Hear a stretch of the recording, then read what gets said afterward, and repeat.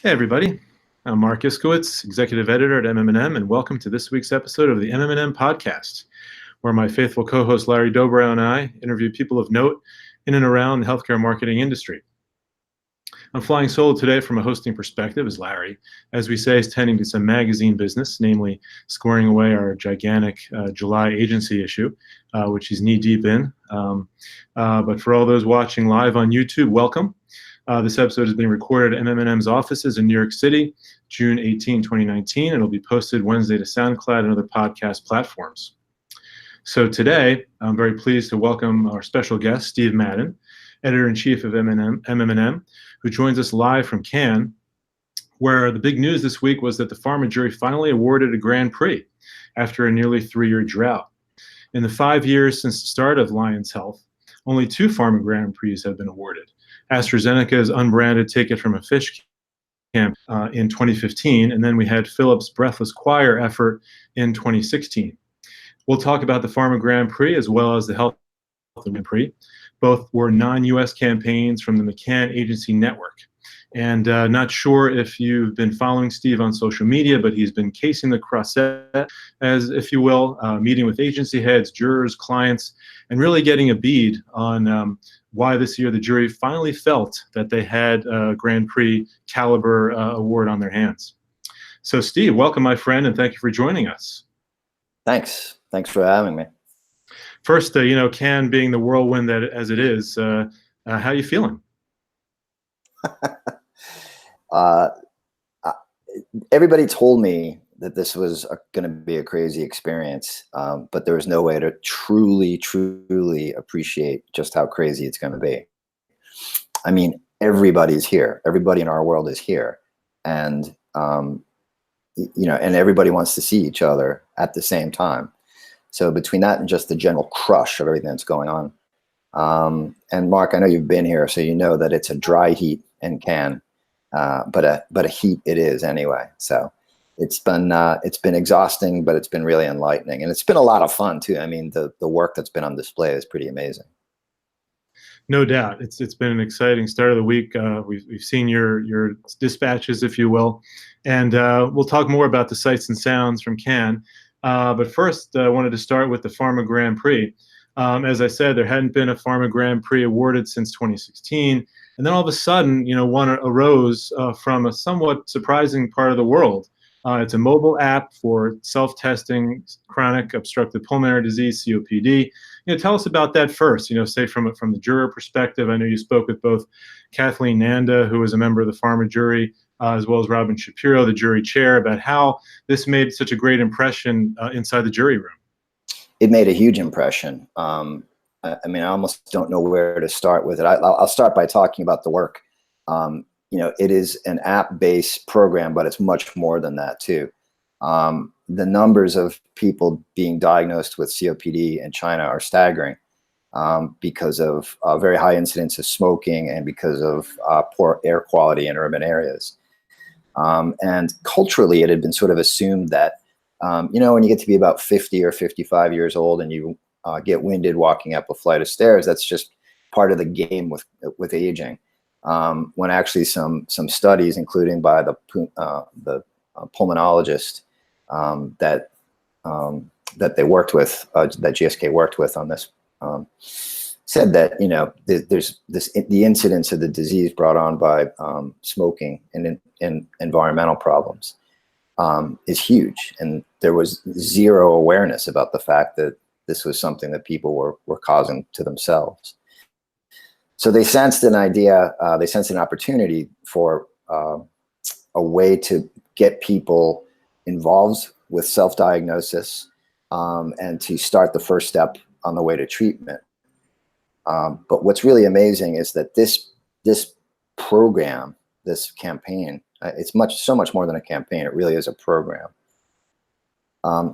Pulls together so many disparate parts of technology and communications and Chinese culture to come up with something that it's only been out for about a month, but so far the results are proving the efficacy to be really something. It's based on taking your phone, right, and blowing into the phone, into the receiver, right? And it can basically pick up, by using an algorithm, it can pick up the force with which the person is blowing into the phone. And it can tell, it can give them a pretty accurate reading of what their lung capacity is compared to what it should be for someone their age. And what happens when you blow on it is there's a Chinese, I had never heard of this, which is, no big surprise. I'm not a Chinese art scholar, but the fact that this was something that's so common in China, it's called, I don't know exactly what it's called, but basically you put ink on paper and then you blow in order to spread the ink out over the paper. And you blow this into the shape of a tree on the app.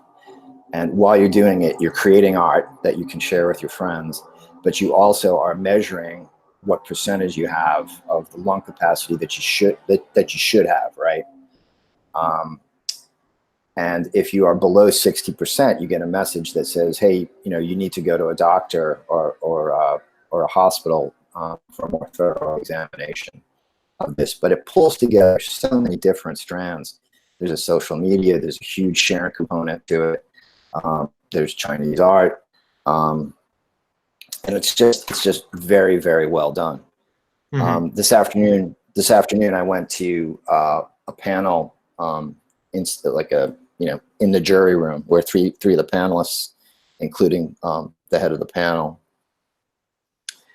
talked about what it was about this that was so impressive to them. And it was largely what I just said, that they had pulled together some very disparate parts of communication theory, but also it was extremely culturally relevant. And it sort of shows the power of network agencies, really. By having local boots on the ground who understand the local culture, you can produce something that's more culturally relevant. Right. So this was not just an app, as you pointed out. This is a whole initiative that involved technology, which was, as you said, inspired by the traditional Chinese art of, I think they call it blow painting. Right. They have a microphone on the phone that records the sound of your breath. I thought it maybe was going to be like more of a touch, where it would sense, not through sound, but through touch, through something more tangible, how much breath you were actually expelling, but it was actually sound. And it's the sound. An algorithm. And the algorithm is based on your strongest 1 second of air pressure, or the sound of the air pressure that you create. Right. Yeah. Fascinating. And so that the algorithm, creates that into the figure of the tree. So now you also spoke with Wendy Chan, who's ECD of McCann Health Shanghai, about how the idea came about, right? Yeah, and it was like I said, it was basically on the ground. They had realized how much of a problem this was in China, and that GSK sensed an opportunity. I mean, it's great work, it's brilliant and everything else, but don't forget that it's in the service of commerce, right? And it was just, Wendy was very gracious in saying that it's a complete team effort. But the work really came out of most of the, or at least the creative work came out of China, and programming and everything else was done all over the world. I mean, one of the things that really amazed me is the fact that this was still on the drawing boards in January and February, and they had brought it to market. It's been on the market for about a month. Amazing. It's really that they developed the proof of concept that quickly, and then they were able to kind of scale it up actually after they consulted with a pulmonologist, as I understand it, and obviously a Chinese artist who was well versed in this art of blow painting. And I think one of the other cool points that you had sort of elicited during that interview with Wendy was that they had to really rely on off-the-shelf technology, right? Because these are people who didn't really realize that they have COPD. I think 90% of the 100 million people that are estimated to have COPD in China, she said, don't realize they have it. So they can't be expected to buy a separate piece of technology. So it was very important, since this was really a DTC effort, that it really relied on existing phone technology. And the good news for agencies and developers is the fact that it was mostly off-the-shelf technology, right? In other conversations I've had with people about, this is a festival of creativity, so I've been focusing a lot of my reporting on the work, and people are saying that we're in sort of a new golden age of creativity, because we've sort of figured out what to do with the technology. It's not like, well, we've got this really great stuff, what should we do with it? And essentially it turns into, gaming, or gambling, right? That's the internet at its fullest expression, right? Right. But this stuff is all, we know how to use it. We know the best use for it. And so much of it is on the shelf that you can just take it down and use it as a tool, almost like it's the same, almost as a paintbrush or paper. You don't have to go through an expensive development process. Absolutely. Yeah. Great points. And we'll come back to that shift from, okay, we have a great technology, now we need to be in search of a problem, to where they're really realizing that, okay, we have this whole host of obviously very important problems to solve in health, and what technology can we apply to it. But I wanted to switch gears for a moment and talk about the Health and Wellness Grand Prix for a moment. This one arose from another McCann shop, McCann Health Tel Aviv, for IKEA. Tell us about that one. Well, this is a really interesting one. This and the fact that this went to McCann Tel Aviv, but done in service to IKEA, which is not exactly a company that you think of when you think of health and wellness, but it just goes to reinforce the point that everything is health now, and that everything is fair game. So there is a copywriter in the Tel Aviv office who has cerebral palsy, and they were hired by IKEA to do some work, and he told them, hey, as we say in Jersey, not for nothing, there are a lot of people with some of the ailments that I and people like me have, who can't use your products properly, or, to put a finer point on it, if you made some slight changes or adjustments, would be able to use them better. They'd be helping us out. So, and he brought the idea to IKEA, and they went with it. And basically what they do is they've created open source technology for 3D printers to build accommodations to things like closets and sofas to help people. So the thing that you can 3D print and attach to the sofa will help you stand up, right? And door handles on closets, which, if there's typically a small doorknob, people with hand and arm mobility issues can't necessarily just reach and grab the knob. They can put their forearm into the adaptation that they've used, that they've created with the printer, to pull the door open. It's really, really special. And, props to IKEA for doing it as open source, not charging for it.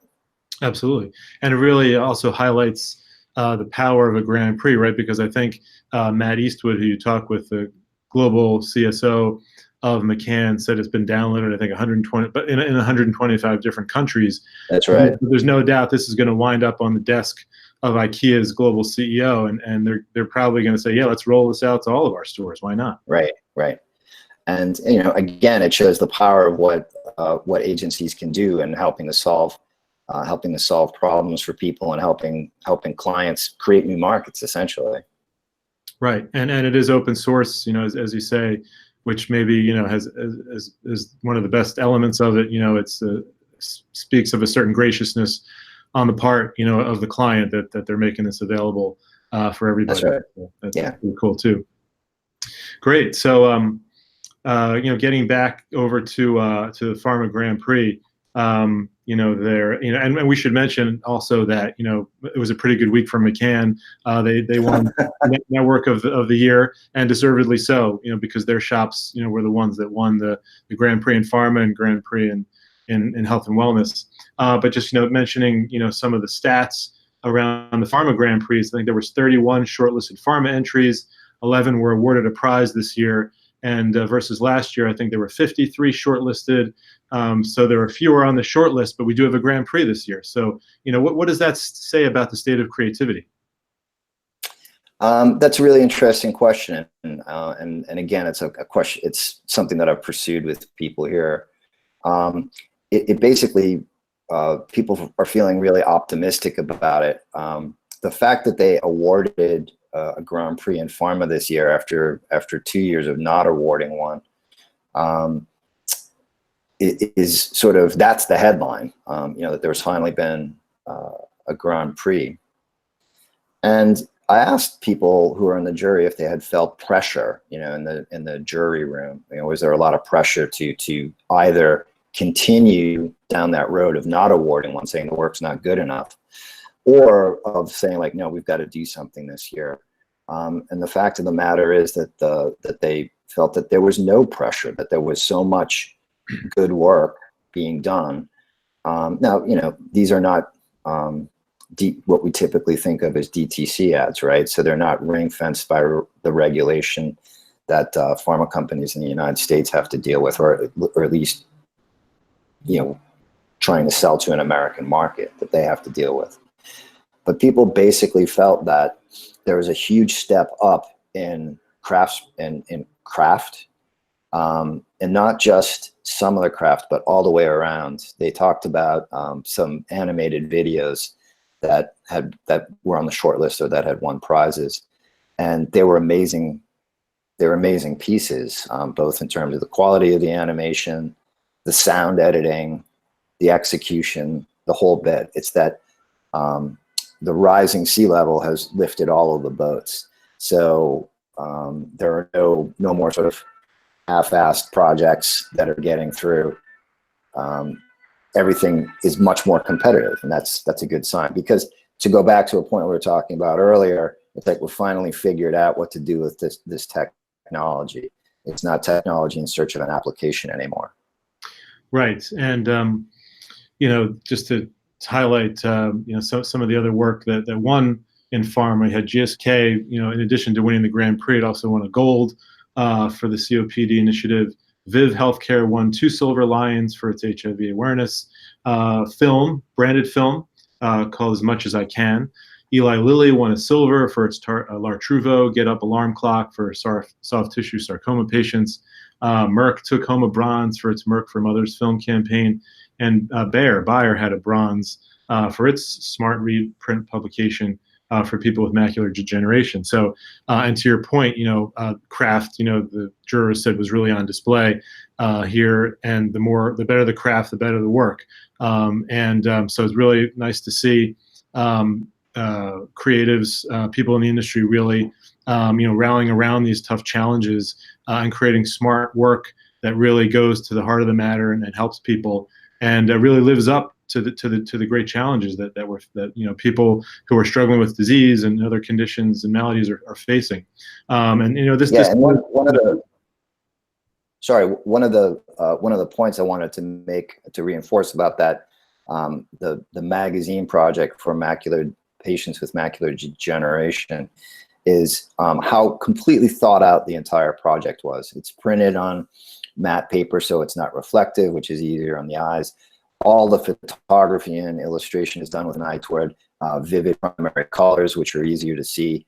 And the type and the fonts the type is large, but the fonts are soft and easier on the eye. So everything is designed to improve the reading and to enhance the reading experience for people with macular degeneration. I mean, think about it. If you've got MD, and you go to the doctor's office and you're waiting to be called, what are you going to do? Read magazines? That's why this is a perfect point of care product. Yeah, that's true. I hadn't thought of that. And that is another great example, of craft in the service of people with a very serious health condition, for sure, macular degeneration. And I think as Eastwood was saying, he's kind of fresh to the industry, so he's kind of looking at it with fresh eyes. And he said he was, to paraphrase from your interview with him, where he said, people told me coming in, that pharma is skittish about being creative. And he said, pharma is very creative, but they're creative in the products that they're developing and they're innovating. That's right. And so they've found, I think, Tim Halkey of Area 23 wrote an op-ed for our site, a few days ago, where he said this has kind of been sort of a problem, kind of a good problem to have, but this is kind of what's been hampering the industry, so to speak, is that they haven't felt necessarily the need to be innovative outside of product development before. So it's kind of new, developing tissue for them. But now they're starting to break out and realize that they can be creative, as long as they, check off all the regulatory boxes. That's right. His goal, I think he said, was very ambitious, that he wants to kind of selfishly make more people want to come into healthcare and solve these tough challenges now, because it's really not so much, as you said, oh, we've got a great technology in search of a problem, but we've got an amazing problem that we'd love to solve here. And we have another amazing problem that we need to solve here. Let's put all of our resources against it and try. Yeah, I mean, what the pharma industry does on a daily basis is nothing short of moon landings. You think about what some of these drugs can do. The core competency within these organizations isn't necessarily creative marketing, right? But with technology and sort of just this huge influx in talent into the industry, I think it's their time to catch up. One thing that's worth noting, though, is that the pharma category had, I think it was 375 entries, which felt, according to the jurors, felt kind of small compared to health and wellness that had something like 1,200 plus entries. Mm-hmm. Like I said earlier, everything is health and wellness now, right? So it would, and just look at the fact that a gold went to IKEA, which is not exactly what you think of when you think of healthcare, right? But the disparity between the two is great, and so there was this sort of cry from the heart, from the jury room, for hey, let's keep making good work, and let's keep entering it, and let's keep pushing it the way we are. Absolutely, yeah.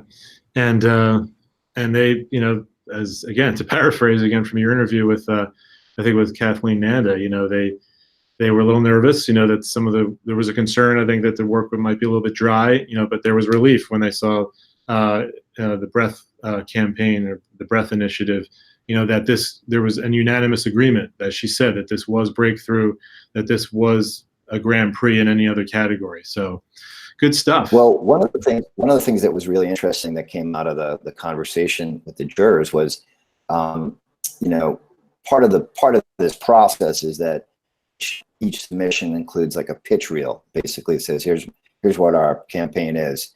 And that's sort of the point of departure for judging the other collateral that goes with it. When it came to Breath of Life, everybody watched it once. The reel was so well done and so concise and so thorough that nobody needed to see it again. Wow. And then that speaks of the impression that it made on them, and kind of made their decision a lot easier, I'm sure. So any other, love to get your take on any other sights and sounds that you like to comment on. I know, Cannes being the surreal experience that it is, I was there a couple of years ago, and you're kind of surrounded in this, sort of cocoon of luxury and great sunny weather, yet you're darting all over the place trying to talk to everybody at the same time. It's kind of an interesting dichotomy, but what other impressions can you share with us about what it's like to be there? My overall impression is of being somewhat overwhelmed, just because there is so much work. I'm coming home tomorrow. I was just here focusing on the health and wellness and the pharma tracks. But there's sports, and there's outdoor, and there's all kinds of things, and it goes on all week. And there's definitely this kind of carnival atmosphere around it. But that's kind of only skin deep. I mean, this is really serious work. And I sort of thought that this was maybe going to be spring break for medical marketing. But it's really not. There's a lot of hard work that goes on here, a lot of meetings, and it's just, it's kind of physically exhausting too. But it's great to have this kind of really touch point, provides a benchmark in the same sort of way that, New Year's Eve or birthdays do, where you can sort of say, hey, let's stop a minute, take a look at sort of the state of creativity. the state of the union or the state of the creative union is pretty strong based on what I've seen here and what I've heard talking to people. Nice. No spring break for pharma creativity. Well, it's a tough assignment, but somebody's got to do it. So thank you for being our man in Cannes. Thanks again for joining us. And so you're flying home tomorrow. Hope you have a safe flight, and we look forward to seeing you back in New York City end of the week. Thanks. I'll be there on Thursday. Okay, great. All right. Well, thank you. Just a couple of housekeeping items before we wrap today. Next Monday is MM&M Awards Judging Day in New York City, so Steve will be back just in time for that, where we'll be convening 50 judges from the ranks of agencies and biopharma companies, brand managers themselves, to decide our own gold and silver winners based on creativity and effectiveness. You got to have both. And so the shortlist will be announced on July 16th from the MM&M Awards. Secondly, stay tuned for all of our July issue content, which will be dropping on the second week of July. And we've curated an even bigger package of content for this year's T100 issue than ever before. And for the first time, we'll be holding a wrap party on July 11th. I don't mean where Larry Dobra and I are going to get out there and rap, but I mean like an unwrapping of the issue. If anybody was wondering. Steve might do some rapping. We'll see. So we'll celebrate with the issue in hand. And miles to go before we get there, but we're nearing the end of the tunnel, and we look forward to celebrating with you all. So you can find out more info on that event on our website. And that'll do it for us. So for our editor-in-chief at large, Steve Madden, Mickey Brown, our producer, Larry Dobra, who's knee-deep in the July issue, this is Mark Iskowitz signing off, and we'll see you next week on the MM&M Podcast. Thanks, everybody.